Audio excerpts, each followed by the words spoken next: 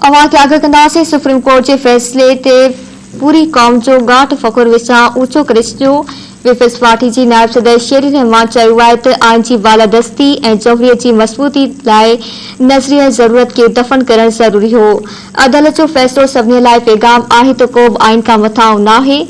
Speaker जी ruling ऐं assembly तोड़ण गैर आइनी अमल हो। शिकस्त खां बचण लाइ आइन जी हिकु भेरे न पर 3 भेरा भञकड़ी कई वई। तहरीक इंसाफ़ जो आइन ऐं जौहरीअ जी तारीख़ी जिदोजहद में को बि किरदार नाहे। उन लाइ उहे आइन जी अहमियत खां वाक़िफ़ न आहिनि। अदालत साबित करे छॾियो त मुल्की सलामती आइन ते अमल ऐं उन जी हुक्मरानी में आहे। अवां खे आगाह कई पिया। सुप्रीम कोर्ट जे फ़ैसिले पूरी क़ौम जो गांठ फ़ख़ुर विचां ऊचो करे छॾियो।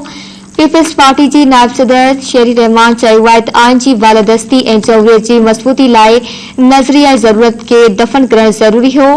अदालत जो फ़ैसिलो सभिनी लाइ पैगाम आहे त को बि आइन खां मथां नाहे। स्पीकर जी रूलिंग ऐं असेंबली तोड़ण गैर आइनी अमल हो। शिकस्त खां बचण लाइ आइन जी हिकु भेरे न पर 3 भेरा भञकड़ी कई वई। तहरीक इंसाफ़ जो आइन ऐं जौहरीअ जी तारीख़ी जिदोजहद में को बि किरदार नाहे। उन लाइ उहे आइन जी अहमियत खां वाक़िफ़ न आहिनि।